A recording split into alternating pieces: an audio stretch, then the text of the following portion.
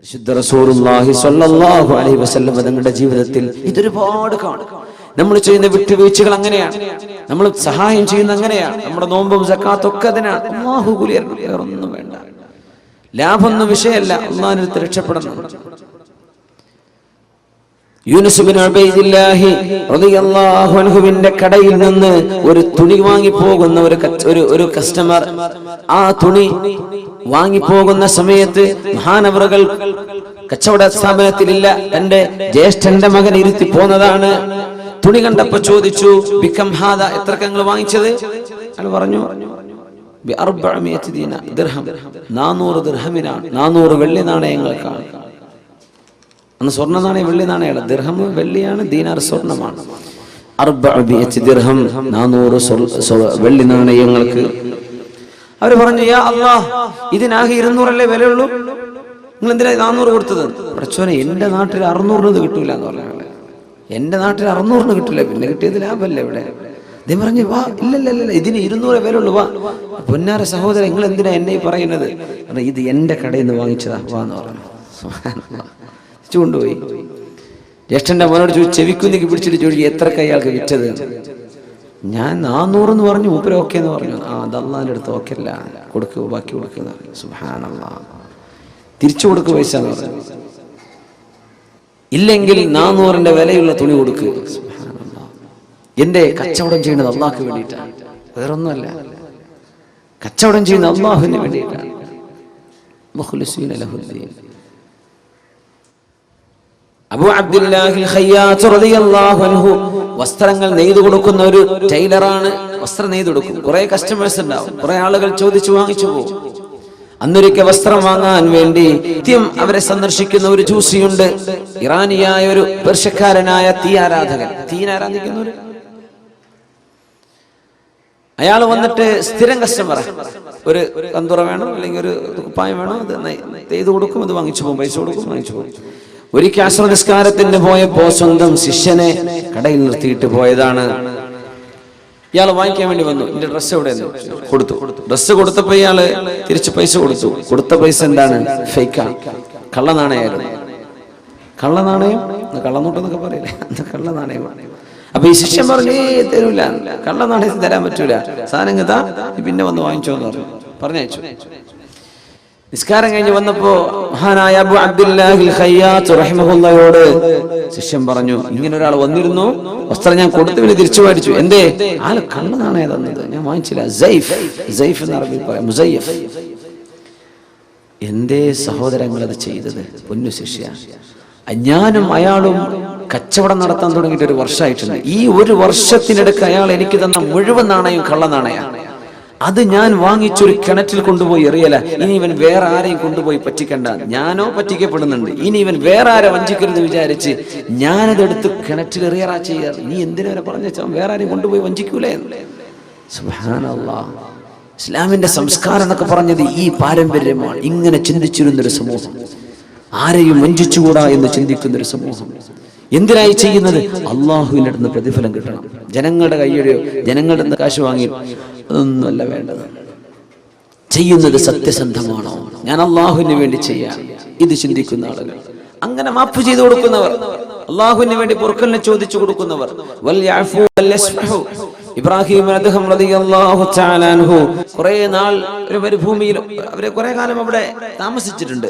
ഇബ്രാഹിം അദ്ദേഹം റളിയല്ലാഹു തആല ഇന്നത്തെ സിറിയയുടെ പല ഭാഗങ്ങളിലായിട്ട്, ഈജിപ്തിന്റെ ചില ഭാഗങ്ങളിലൊക്കെ ആയിട്ട് അവർ ജീവിച്ചിട്ടുണ്ട്.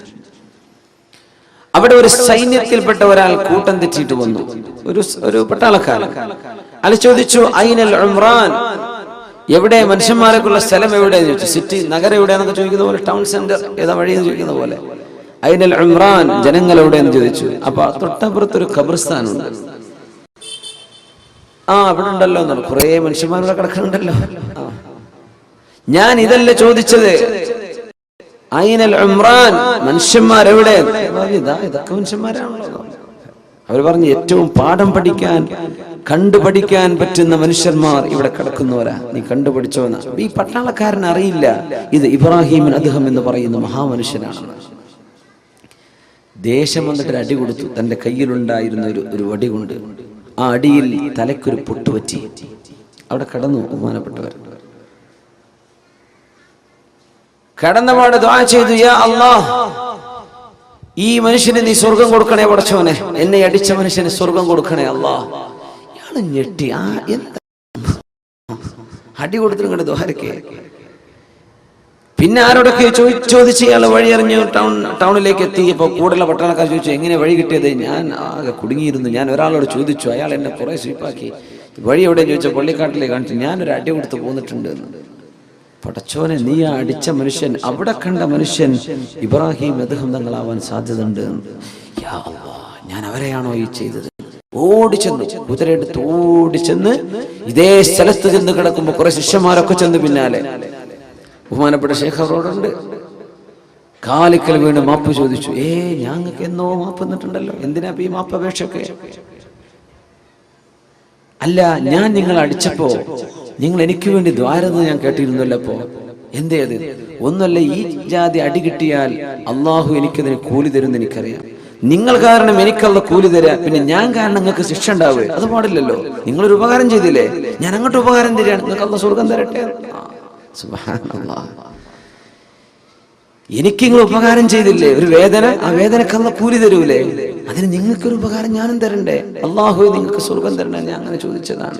മഹാനായ ഇബ്രാഹിം റളിയല്ലാഹു തആല മുസ്ലിം സമൂഹത്തിന്റെ ആ ഒരു എന്താ പറയാ, ഇന്റലക്ച്വൽ ഗ്രോത്ത്, നമ്മുടെ ബുദ്ധിപരമായ സാംസ്കാരികമായ ആ ഒരു ഔന്നിത്യം, ഇതാണ് ഇസ്ലാമിന്റെ ലെഗസി എന്ന് പറയുന്നത്. ഇസ്ലാമിന്റെ പാരമ്പര്യം ഇതാണ്. എല്ലാം ജീവിച്ചത് പടച്ചോന് വേണ്ടിയാണ്. മനുഷ്യന്മാരുടെ ഒരു പ്രശ്നമില്ല, ആരും എന്തും ചെയ്തോട്ടെ. അബ്ദുല്ലാഹ് ബിൻ മസ്ഊദ് റളിയല്ലാഹു അൻഹുവിന്റെ ചില കാശ് ഏതോ ഒരു കള്ളൻ പോക്കറ്റ് അടിച്ചു കൊണ്ടുപോയപ്പോ ആളുകൾ പറഞ്ഞില്ലേ, അബ്ദുല്ലാഹ് ബിൻ മസ്ഊദ്, നിങ്ങൾ അല്ലാഹുവിനോട് ദുആ ചെയ്യൻ, ആ മോഷണം ചെയ്തു കൊണ്ടുപോയ മനുഷ്യന് അല്ലാഹുവിന്റെ ശിക്ഷ വരട്ടെ. നിങ്ങൾ ദുആരക്ക് ഞങ്ങൾ കാമ്യം പറയാം. വളരെ മെലിഞ്ഞ മനുഷ്യനായിരുന്നു അബ്ദുല്ലാഹ് ബിൻ മസ്ഊദ് റളിയല്ലാഹു തആല. അല്ലാഹുവിന്റെ റസൂലിന്റെ സഹാബിയാണ്, ഖുർആൻ എഴുതി വെച്ചിരുന്ന സഹാബിയാണ്, കാത്തിബ് സിദ്ദ് റസൂലില്ലാ, വിശുദ്ധ ഹദീസുകൾ റിപ്പോർട്ട് ചെയ്ത സഹാബിയാണ്. കാലിന്റെ അടിഭാഗം അർശിൽ തട്ടി എന്ന് റസൂൽ പറഞ്ഞ സഹാബിയാണ് അബ്ദുല്ലാഹ് ബിൻ മസ്ഊദ് റളിയല്ലാഹു തആല. വലിയ മഹാനാണ്. അബൂജഹലിന്റെ ആ യുദ്ധത്തിൽ തല വലിച്ചു കൊണ്ടുവന്ന സഹാബിയാണ് അബ്ദുല്ലാഹ് ബിൻ മസ്ഊദ് റളിയല്ലാഹു തആല. എന്താ ദ്വാരക്കെന്നറിയോ? സ്വന്തം പോക്കറ്റ് അടിച്ചു പോയത്. നമ്മളൊക്കെ മൊബൈലുള്ള കട്ടെടുത്ത് എന്തായിരിക്കും അവസ്ഥ? നമ്മൾ എങ്ങനെയൊക്കെ ദ്വാരക്കും? പടച്ചവൻ എടുത്തി വീണ, വണ്ടി കുത്തിയോ, എന്തൊക്കെ നമ്മൾ ദ്വാരക്കൂലേ? ഒരു ഉപദ്രവം ചെയ്താൽ അബ്ദുല്ലാഹ് ബിൻ മസ്ഊദ് അങ്ങ് ദ്വാരുന്നു, എനിക്ക് ഞാൻ ദ്വാരക്ക, അന സാഹിബുൽ മാൽ, സമ്പത്ത് എന്റേതാ, ഞാൻ ദ്വാരക്ക, നിങ്ങൾക്ക് ആമീൻ പറഞ്ഞോളൂ. ആമീൻ പറയാം. എന്താ ദ്വാരെന്ന് അറിയോ? അല്ലാഹുമ്മ പടച്ചവനെ, ഇൻ കുൻത തഅലം അന്നല്ലദീ സറഖ മാലി മുഹ്താജുൻ ഇലൈഹി ഫബാരിക് ലഹു ഫീഹി യാ റബ്ബ്. പടച്ചവനെ, എന്റെ സമ്പത്ത് മോഷ്ടിച്ചു കൊണ്ടുപോയവൻ, അവൻ അത്യാവശ്യമുണ്ടായിട്ട് മോഷ്ടിച്ചതാണെങ്കിൽ അവൻ കൊണ്ടുപോയ സ്വത്തിൽ നീ ബർക്കത്ത് കൊടുക്കണേ അല്ലാഹ്. ഇനി അവൻ മോഷ്ടിച്ചത് എന്നെ ബുദ്ധിമുട്ടാക്കാൻ വേണ്ടി ചെയ്തതാണ്, അവൻ ആ പൈസയുടെ ആവശ്യമൊന്നും ഉണ്ടായിരുന്നില്ല, അവൻ വെറുതെ ബുദ്ധിമുട്ടാക്കാൻ ചെയ്തതാണെങ്കിൽ ഫജ്അൽഹു ആഖിറ ദംബിൻ യർതകിബുഹു ഫീ ഹഖ്ഖിക യാ അല്ലാഹ്.